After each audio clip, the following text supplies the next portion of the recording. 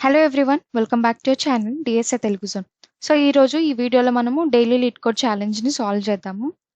ఇది వచ్చేసి LeetCode problem number 1317, that is convert integer to the sum of two non zero integers. So problem స్టేట్మెంట్కి వెళ్తే మనకు ఒక ఇంటీజర్ n అనేది ఇచ్చారు అండ్ మన టాస్క్ ఏంటి అంటే a plus B is equals to n అనేది రావాలి అండ్ a అండ్ b డిజిట్స్లో జీరో ఉండకూడదు.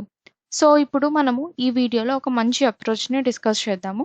సో ఫస్ట్ ఎగ్జాంపుల్ చూస్తే ఇక్కడ n ఈజ్ ఈక్వల్స్ టు 11 అని ఇచ్చారు అండ్ ఇక్కడ a అండ్ bని చూస్తే 2, 9 ఆర్ 3, 8 ఎక్సెట్రా చాలా రావచ్చు అండ్ ఈ వచ్చే a అండ్ b డిజిట్స్లో జీరో అనేది ఉండకూడదు.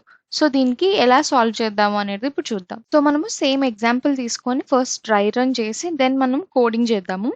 సో ఫస్ట్ మనకు n ఈజ్ ఈక్వల్స్ టు 11 అని ఇచ్చారు అండ్ మనం ఏం చేయాలి, a ఈజ్ ఈక్వల్స్ టు 1 నుంచి స్టార్ట్ చేయాలి and b is equals to n minus 1. ఎందుకు a ఈజ్ ఈక్వల్స్ టు 1 నుంచి స్టార్ట్ చేశాను అంటే మనకు క్వశ్చన్లో ఆల్రెడీ క్లియర్గా మెన్షన్ చేశారు దట్ జీరోస్ అనేటివి ఉండకూడదు అని, రైట్?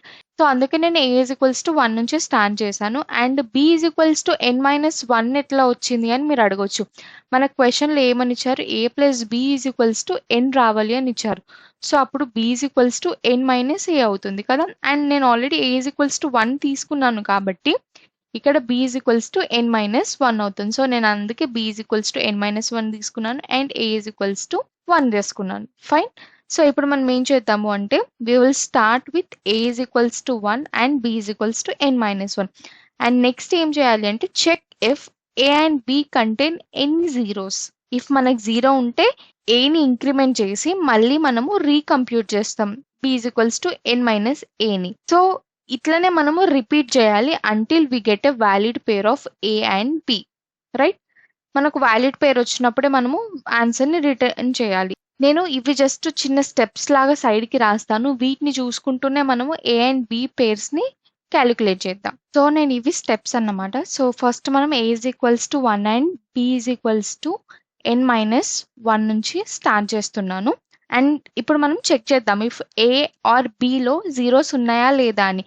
ఇఫ్ మనకు జీరోస్ ఉంటే మనము ఏని ఇంక్రిమెంట్ చేసి మళ్ళీ B is equals to n minus ఏని రీకంప్యూట్ చేస్తాం అండ్ లాస్ట్కి ఏవైతే ఏలో బీలో జీరోస్ లేకుండా ఉండి and A plus B is equals to n వస్తే వాటిని రిటర్న్ చేస్తున్నాము. సో మనకు n ఈజ్ ఈక్వల్స్ టు 11 ఉంది.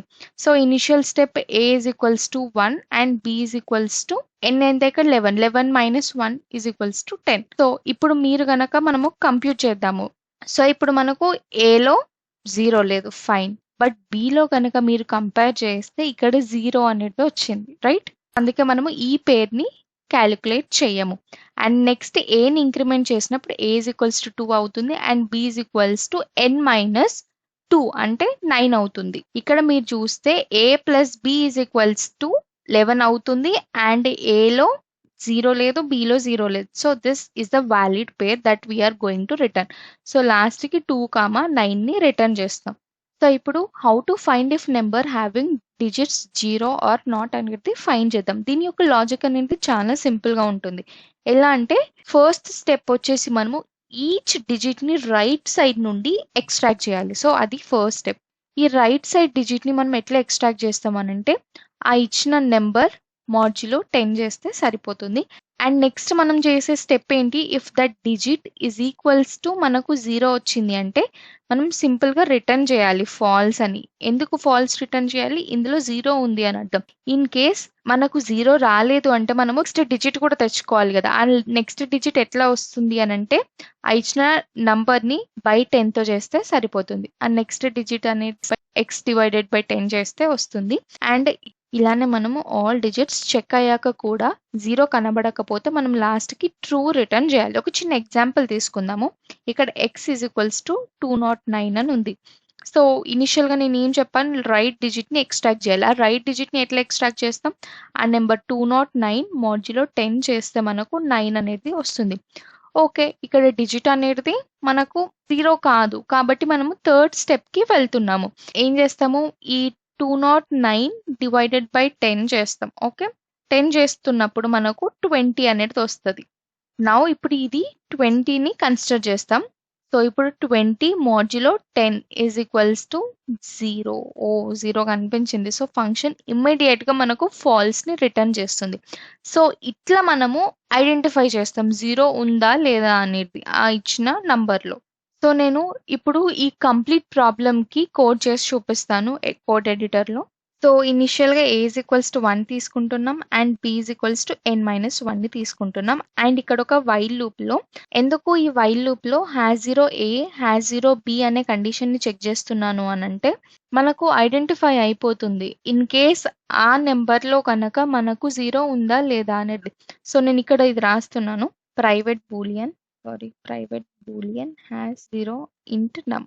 మనకి ఇనిషియల్గా గ్రేటర్ దాన్ 0 ఉందా కండిషన్ చూసుకోవాలి. మనం అనుకున్నట్టు if number modulo 10 is equals to 0 అయితే ఇమ్మీడియట్గా మనము ఫాల్స్ని రిటర్న్ చేయాలి. లేకపోతే మనం సింప్లీ దాన్ని డివైడెడ్ బై 10 చేసి లాస్ట్కి ట్రూని రిటర్న్ చేస్తాం. దట్ మీన్స్ మనకు ఆ ఇచ్చిన నంబర్లో అసలు జీరోస్ లేవు అని. ఇన్ కేస్ మనకు ఏ ఆర్ బి ఏదైనా ఒక దాంట్లో మనకు 0 అనేది కనిపించింది అనుకో, మనం ఏం చేస్తాం, ఏని ఇంక్రిమెంట్ చేసి మళ్ళీ b ఈజ్ ఈక్వల్స్ టు n-aని రీకంప్యూట్ చేస్తాం.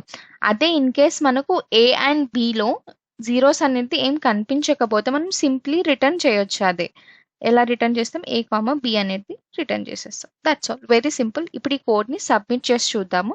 అండ్ ఇప్పుడు మనం దీని టైమ్ అండ్ స్పేస్ కాంప్లెక్సిటీ కూడా అనలైజ్ చేద్దాం. ఫస్ట్ టైమ్ కాంప్లెక్సిటీ చూద్దాము.